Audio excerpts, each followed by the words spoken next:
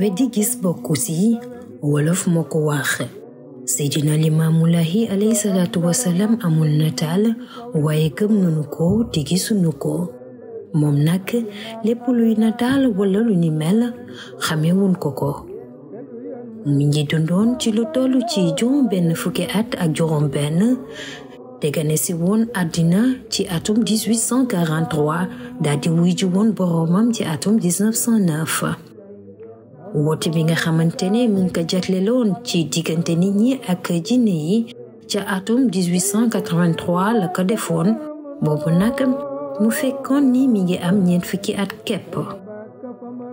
moom nag xamle woon na ni mooy Mahdi bi ñu doon xaar ci loolu nag taxoon na Seydina Limaamu Laay daldi woon jël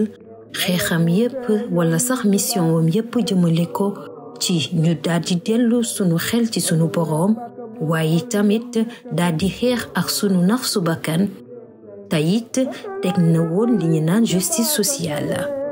bu ñu tukkandikoo nag ci seede yépp lu ci mel ne bu professeur Hassan Sylla moom dañu woon daldi na wër ci photothèque bu archive nationale française bi yépp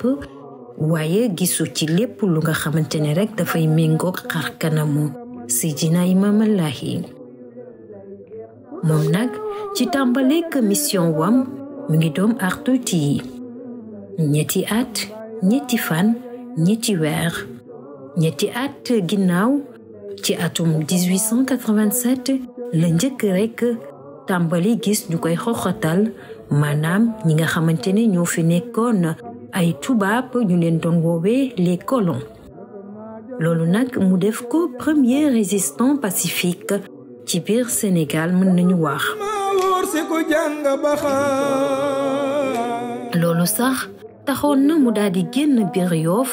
daldi dem ci gox boobu ñuy woowee Malika nekk fa diiru ñetti fan ci ngéej ga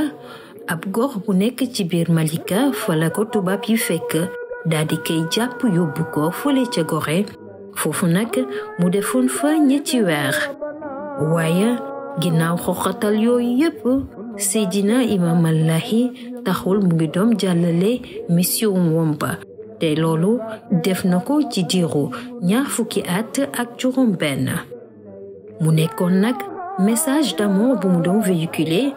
bu paix maanaam jàmm bu fraternité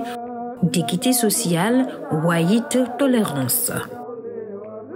égalité ak justice sociale nag nekkoon na lu nga xamante ne rekk dafa doon wone jege bi mu jege woon sunu boroom ci loolu daf daan wax baat bi saa su ne laa ilaaha illallah mu nekk nag ab message bu nga xamante ne bàyyi na ko ginnaawam ci lu toll ci juróom benni xutba tey jii lu toll ci téeméer ak ñeent fukki at ak juróom ba mu wooteem boobu li nga xamante ne mooy communauté Ahlul Lahi ñu ngi wéy di topp ay jàngaleem waaye itam di wéy di daldi tasaare li nga xamante ne mooy wooteem bi ci àdduna wax nga képp